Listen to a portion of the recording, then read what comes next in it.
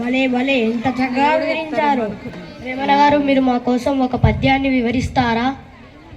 నా పేరు వేమన. నేను వేమన శతకాన్ని రచించాను. దీని మకుటం విశ్వదాభిరామ వినురవేమ. నేను ఇప్పుడు ఒక పద్యాన్ని వివరిస్తాను. మేడిపండు చూడు మేడిమై ఉండును, పొట్ట విప్పి చూడు పురుగులుండు, పిరికివాణి మదిని బెంకమీలాగురా అభిరామ వినురవేమ. నేను ఇప్పుడు ఒక పద్యాన్ని ఈ పద్యం యొక్క భావాన్ని వివరిస్తాను. మేడిపండు చూడడానికి పైకి మంచిగా కనిపిస్తుంది, కానీ దాని పొట్ట విప్పి చూస్తే లోపల పురుగులుంటాయి. అలాగే పైకి గర్వంతో ఉన్నట్లే అనిపించిన పిరికివాణిలో పిరికితనం తప్ప గర్వం ఉండదు.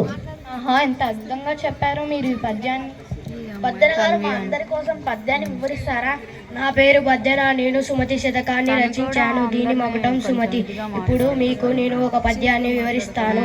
కమలములు నీట బాసిన కమలాత్ముని లక్ష్మి చేత కమలిన భంగిన్ తమ తమ నెలములు తప్పిన తమ మిత్రులే శత్రువులౌట తథ్యం సుమతి. ఈ పద్యం యొక్క భావాన్ని ఇప్పుడు మీకు వివరిస్తాను. ఓ సుమతి, పద్మాలు నీటిని విడిచిపెట్టనప్పుడు మిత్రుడైన పద్మములకు మిత్రుడైన సూర్యుని కిరణాలకు ఆడిపోయినట్టుగా వారి స్థానాలను మర్చినప్పుడు మిత్రులు వారికి శత్రువులుగా మారుతారు. ఆహా, ఎంత మధురంగా ఉందో ఈ పద్యము. శిరిషినగల్ కృష్ణమాచార్యుల గారు, మా అందరి కోసం మీరు ఒక పద్యాన్ని వివరించగలరా? నా పేరు శిరిషినగల్ కృష్ణమాచార్యులు. నాది గాంధీ తాత శతకం. నా పద్యాల ఒక మకుటం గాంధీ తాత సగ్గుణ జాత. నేను ఇప్పుడు ఒక పద్యాన్ని పాడుతాను.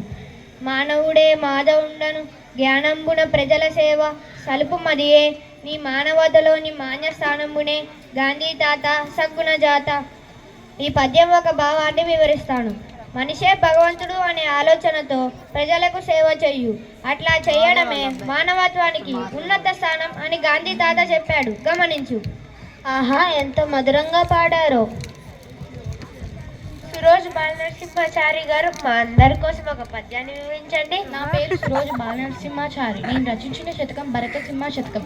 నా పద్యాల యొక్క మకుటం బాలనరసింహ భరతసింహ. నేను ఇప్పుడు మీకు ఒక పద్యాన్ని పాడి వివరిస్తాను. నొసట వెక్కిరించి నోట నవ్వును చూపి